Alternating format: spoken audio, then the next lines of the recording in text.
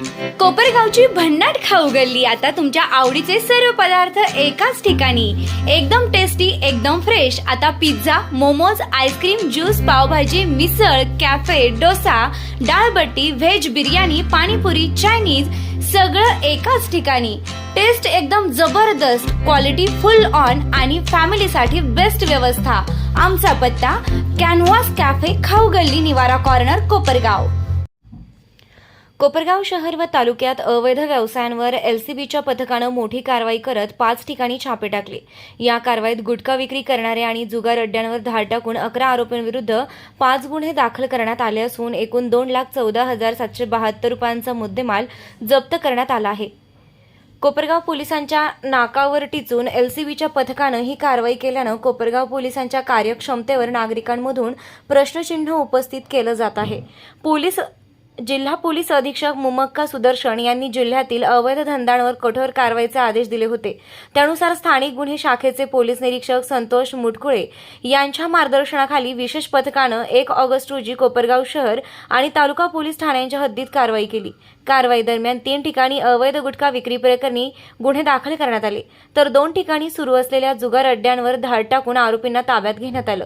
या मोहिमेत गुटखा, रोख रक्कम व इतर साहित्य असा एकूण 2,14,000 रुपयांहून अधिक किमतीचा मुद्देमाल जप्त करण्यात आलाय। या कारवाईत मावा तयार करणाऱ्या ठिकाणी छापा टाकत नदीम सलीम शेख, अल्ताफ अलीम मणियार यांच्याविरुद्ध भारतीय न्याय संहितेच्या कलमानुसार गुन्हा दाखल करण्यात आला आहे।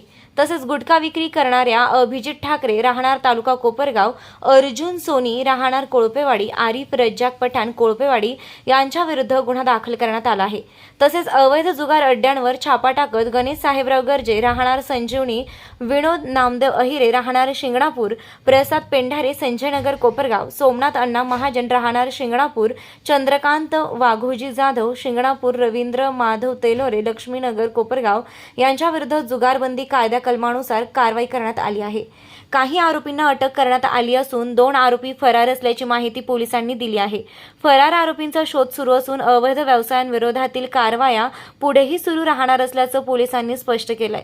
स्थानिक गुन्हे शाखेच्या या कारवाईमुळे अवैध धंदे करणाऱ्यांमध्ये खळबळ उडाली असून जिल्ह्यात अशा प्रकारच्या कारवाया आणखी तीव्र होण्याची शक्यता व्यक्त होत आहे।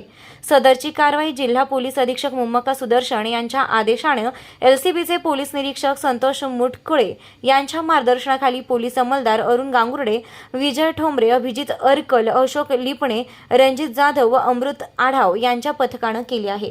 निर्भीड न्यूज, योगेश डोके, कोपरगाव।